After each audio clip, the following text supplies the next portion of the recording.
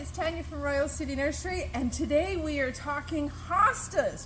I know, a bunch of you just went, oh, hosta, ugh. But don't worry, the awesome part about hostas is, well, they're deer resistant. Well, you just gotta remember to leave the carrots out for the reindeer at Christmas.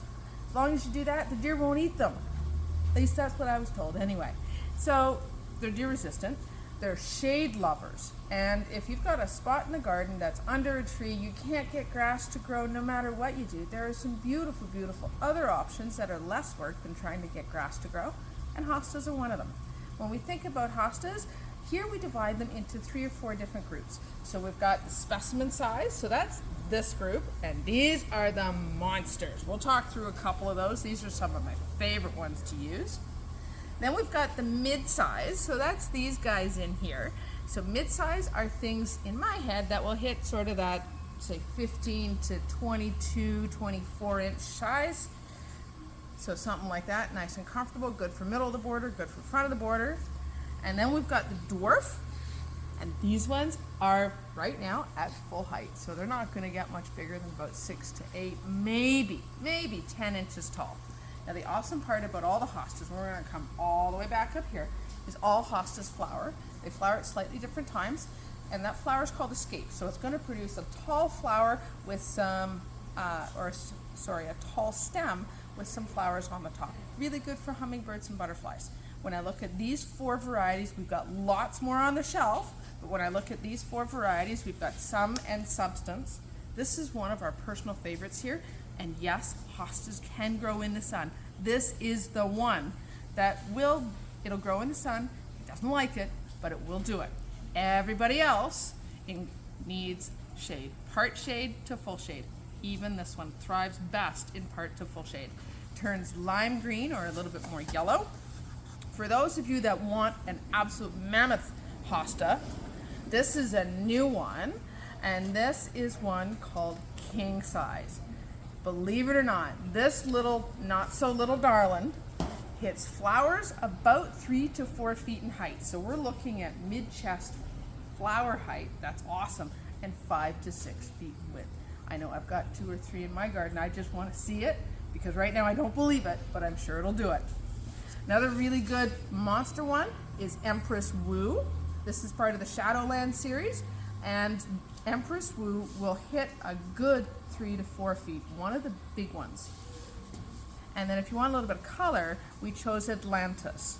So one of the reasons I like about this is look at the edge on the leaf on that. Look at the curl, right? So again, for those of you that went, oh, hostas, I don't know.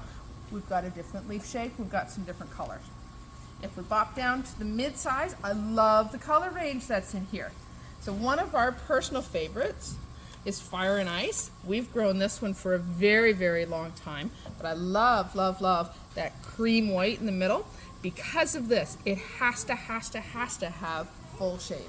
Otherwise, if this gets too much sun, that 10 to 2 sun where it's super hot, you get a sunburn, this will get a sunburn too. We also have, this one's Dreamweaver. Beautiful, beautiful color. And it's not just that it gets this creamy yellow in here. For me, I also like the fact that you go from that yellow to a bit of a green to a blue-green. So again, totally different, right? You can start to pair these together and look at the textural difference. Super, super different. And then, who's back in here? This is Hope Springs Eternal. For me, this is all about gardeners. We'll actually end on this in a minute, so we'll come back to that one. These 4, I just picked out a few of our dwarf selections right now. So height-wise, these are all going to hit about 6 to 10 inches. This one's Curly Fries. Like, come on, who doesn't like a good set of curly fries? You've got a beautiful curled leaf, really different leaf shape. This one's White Feather. We've been so excited to actually have this, but look, there's no green in this at all. So this is another one that can get burnt in the sun, so you want to make sure it's in the shade. Beautiful, beautiful textures. We've got Fire Island, that bright yellow. And if we take a look under here, look at the red on the stem too. So as this one grows, we get a few different colors. We've got Pocket Full of Sunshine. It's a beautiful day outside, so nothing says spring like a pocket full of sunshine. Again, look at the different leaf shape. This one we've got a round leaf, where with curly fries we've got something a little bit longer. So again, in terms of a textural difference, it's a really neat way to look at things. I put this one. This is yellow polka dot bikini. Like, come on! There's a song running through my head, and I'm pretty sure you just sang it too, so we'll see how that goes. But this time of year, hostas take a long time to come up. So if your hosta looks like this in the garden, that's okay. Don't worry about it. You're going to be up and have leaves very, very shortly.